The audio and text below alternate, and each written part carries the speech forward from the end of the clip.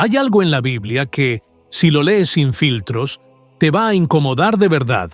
No porque sea difícil de entender, sino porque es demasiado claro.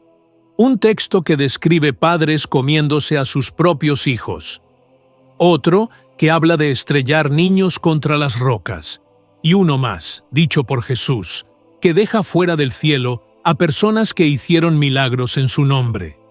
No son errores de traducción, no son metáforas suaves, no son pasajes oscuros que alguien malinterpretó en el medievo. Están ahí, en las mismas Biblias que se venden en cualquier librería religiosa.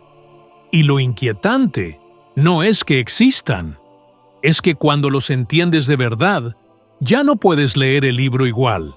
Quédate hasta el número 1, porque el número 1 no lo protagoniza ningún personaje oscuro del Antiguo Testamento.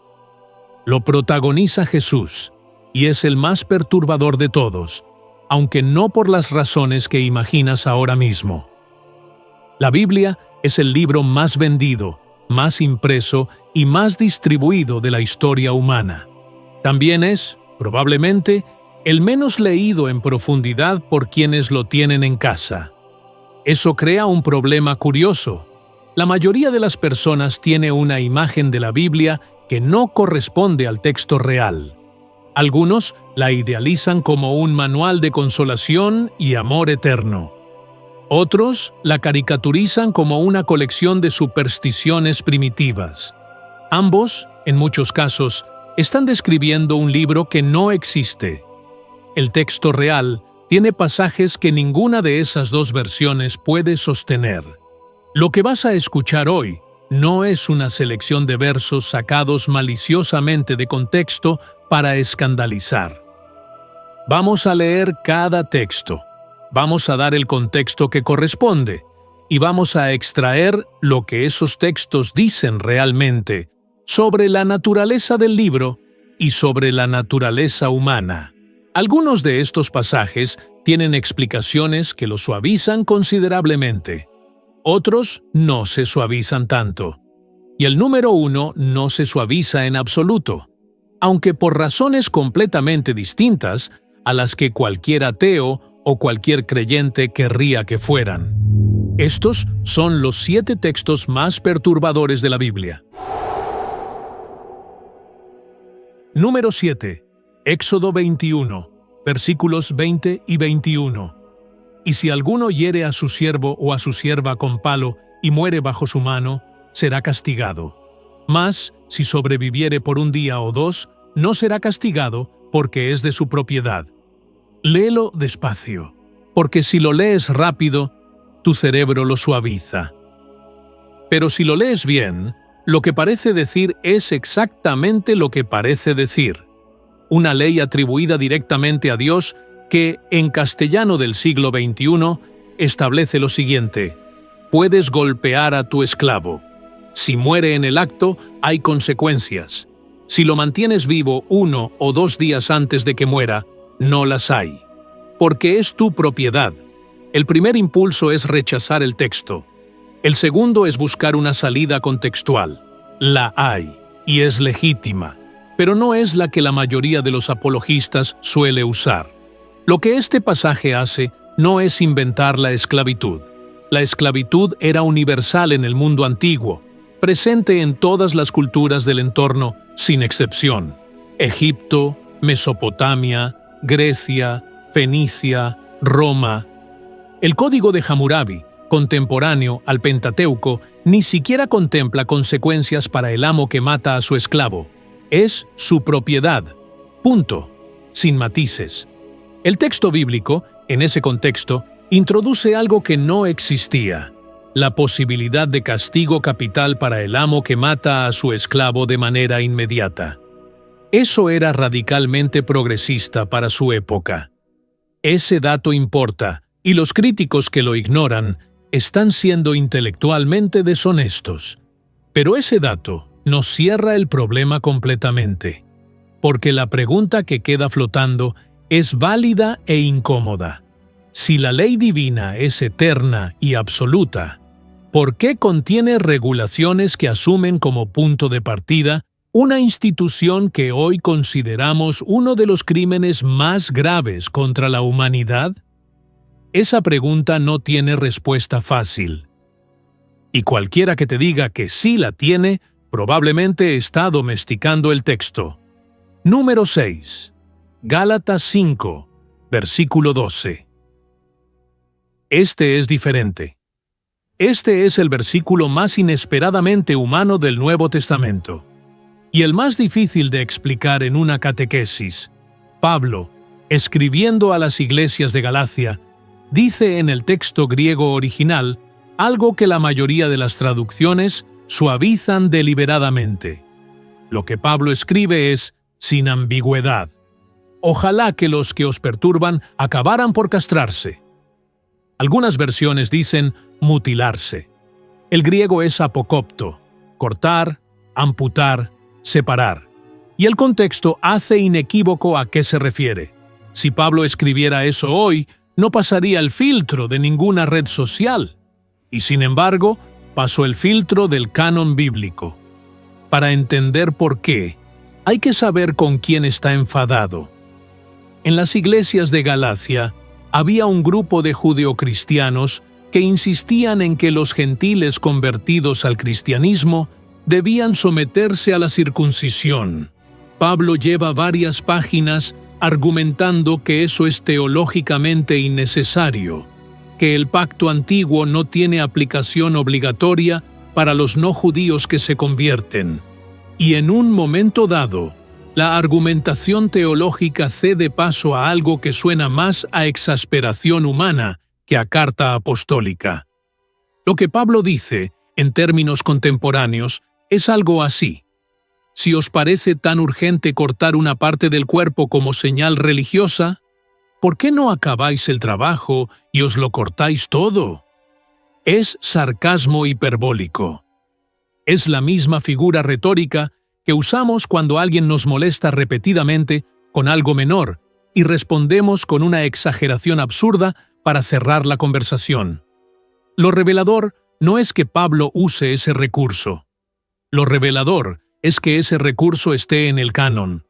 Que un texto con ese tono, esa irritación, esa humanidad tan reconocible, haya superado todos los filtros de redacción y canonización durante 2 milenios y llegue hasta hoy intacto. La Biblia, entre otras cosas, es un libro escrito por personas que se irritaban, se cansaban y a veces respondían de maneras que sus propias tradiciones habrían preferido editar. Número 5. 2 Reyes 2, versículos 23 y 24. 42 personas, despedazadas por osos, no 1, no 2, 42. Y todo empieza con un insulto. El profeta Eliseo sube hacia Betel. Un grupo de jóvenes sale a su encuentro y empieza a burlarse de él. «Calvo, sube, calvo, sube». Eliseo se vuelve, los maldice en el nombre de Yahvé, y del monte salen 2 osas que despedazan a 42 de ellos. Este es el pasaje que los críticos de la Biblia citan con más frecuencia cuando quieren demostrar que el Dios del Antiguo Testamento es moralmente inaceptable. Y no es difícil entender por qué. ¿42 muertos por llamar calvo a un profeta? ¿Eso es proporcional? ¿Eso es el Dios que el Nuevo Testamento va a presentar como amor? Hay 2 datos textuales que modifican la lectura de manera significativa. El primero es la palabra hebrea na'ar. Se traduce como niños en muchas versiones, lo que genera la imagen de una manada de críos inocentes siendo destrozados por osos. Pero na'ar, en el hebreo bíblico, tiene un rango semántico amplio. Puede designar a un niño, pero también a un joven adulto, un sirviente, incluso un soldado. La imagen de niños pequeños es una proyección del traductor, no del texto. El segundo dato es el número. 42 personas no es un grupo de chavales que se ríen de un calvo en la calle, es una turba.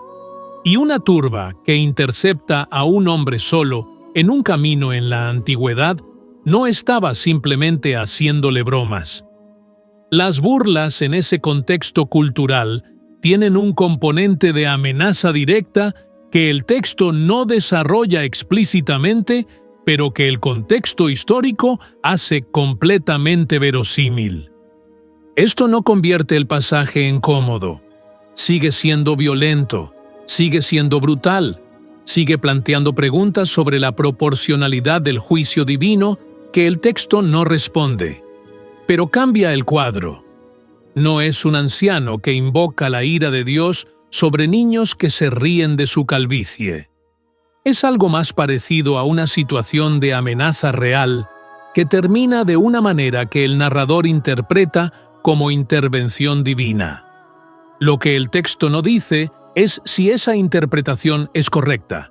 Lo deja abierto, y ese silencio también perturba. Número 4. Salmos 137, versículo 9.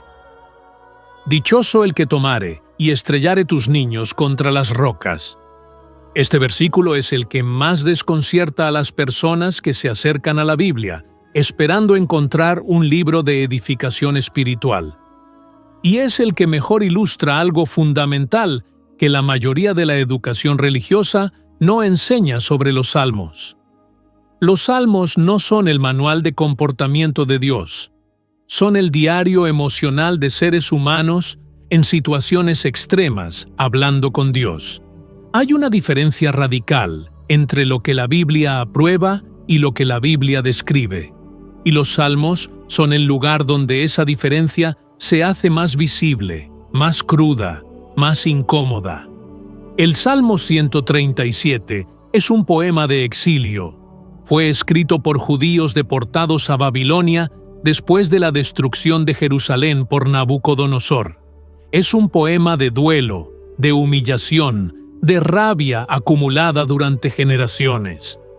Los versículos anteriores describen la angustia de los exiliados obligados por sus captores a cantar canciones de Sión mientras están en tierra extraña, como si la devastación de su ciudad fuera material de entretenimiento para sus verdugos. En ese contexto, el versículo 9 no es una orden divina ni una aprobación de la violencia. Es un grito de venganza de personas que habían visto, probablemente con sus propios ojos, cómo los soldados babilonios hacían exactamente eso con los niños de Jerusalén. Pero la pregunta que este versículo deja abierta es más interesante que la pregunta sobre si Dios aprueba o no estrellar niños. La pregunta interesante es esta: ¿por qué un libro sagrado incluye este tipo de expresiones? ¿Por qué el proceso de canonización no filtró los momentos en que la voz humana pide venganza brutal en lugar de misericordia? La respuesta más honesta es que incluir esos momentos era más verdadero que excluirlos. Que un libro que solo contuviera las expresiones nobles de la humanidad sería un libro mentiroso.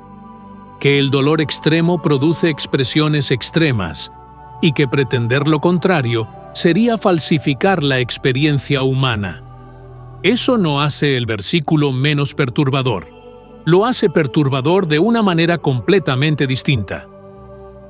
Número 3. Levítico 26, versículo 29.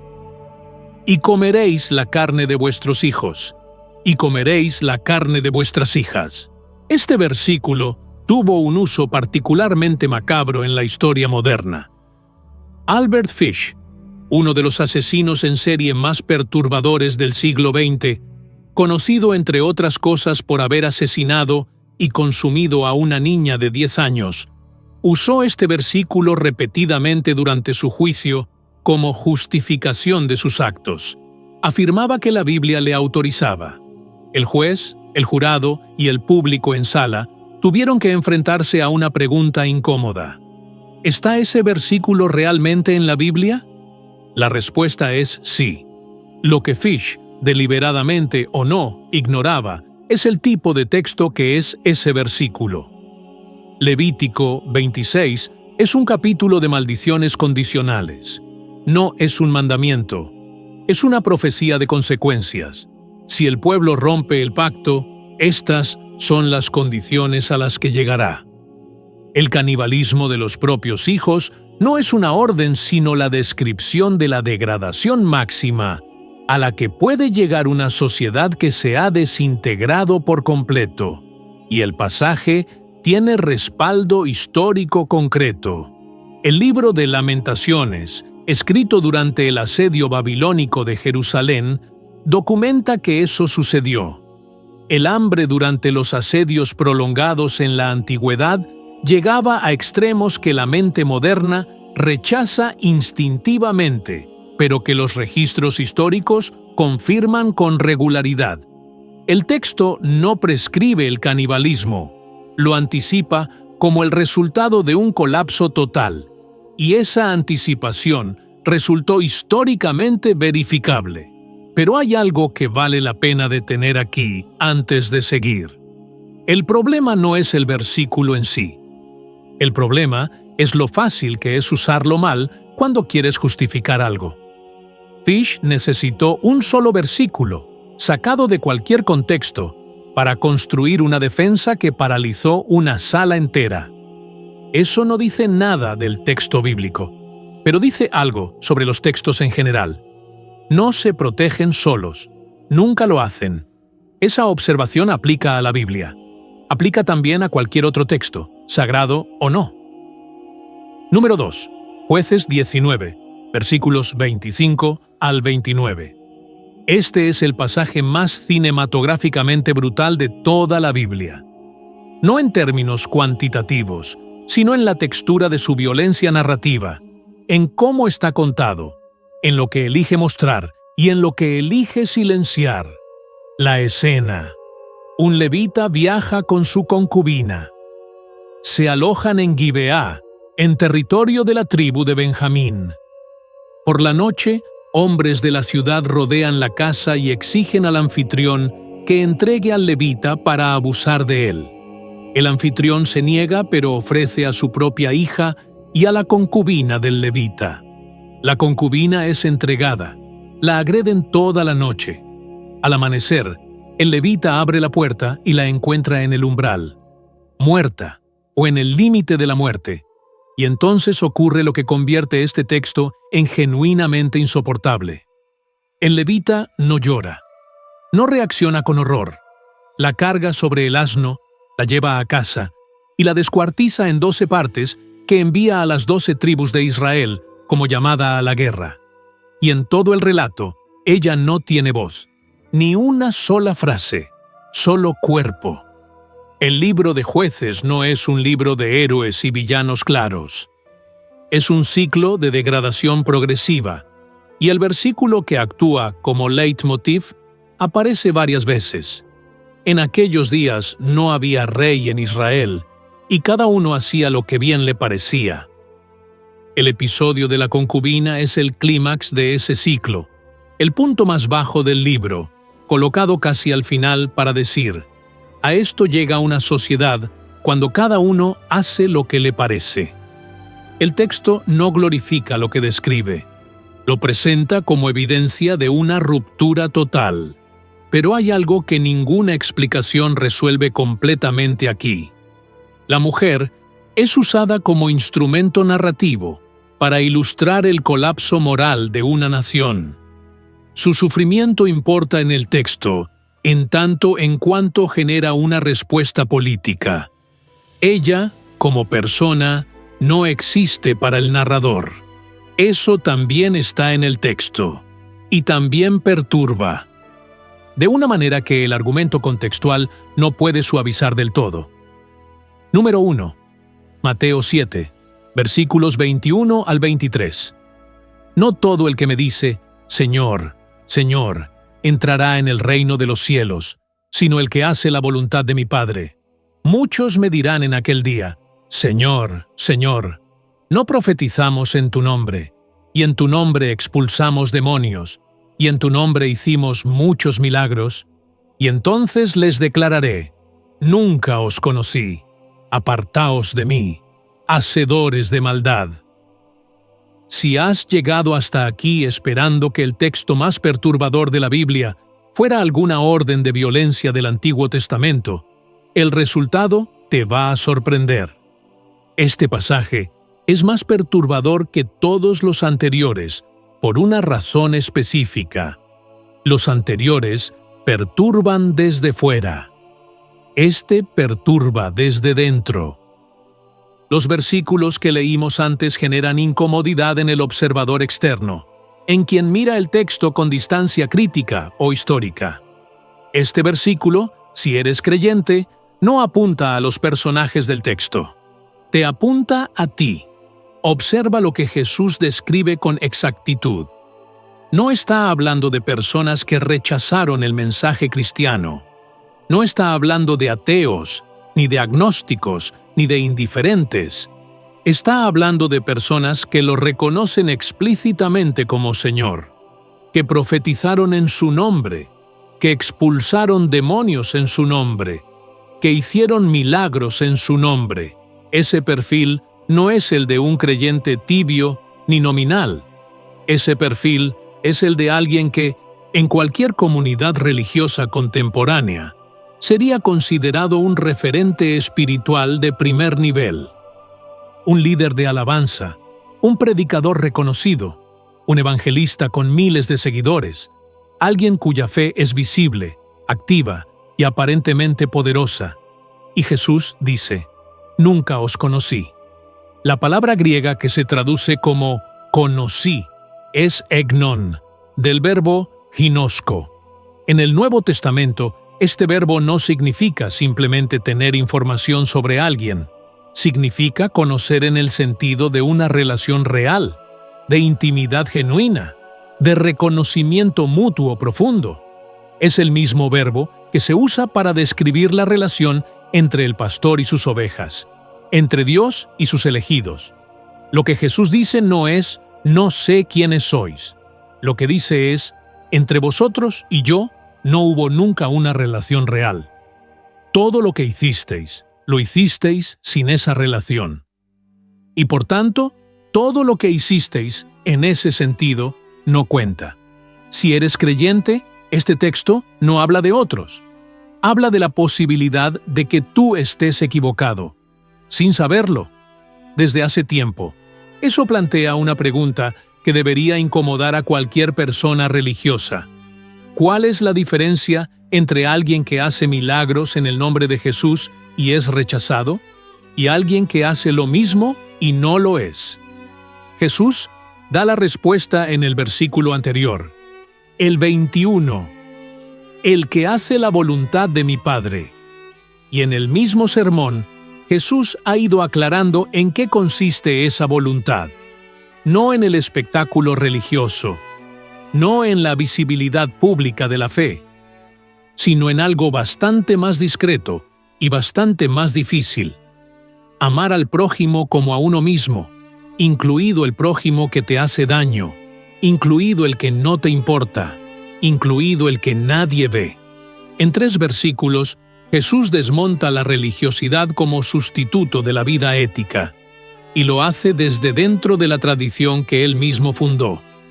Eso es más perturbador que cualquier oso del monte.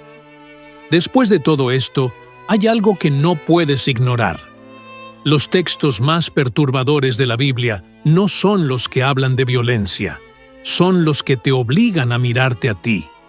Porque los otros textos puedes analizarlos, puedes contextualizarlos, puedes discutirlos desde una distancia cómoda, como quien estudia historia antigua o antropología religiosa. Pero este no, este te apunta. Y la pregunta no es si la Biblia es incómoda. La pregunta es si estás dispuesto a que lo sea contigo. Eso no te lo responde ningún versículo. Eso te lo respondes tú. Si este análisis te abrió alguna pregunta que no tenías antes de empezar, considera suscribirte. Aquí destripamos textos. No los domesticamos. Hasta la próxima.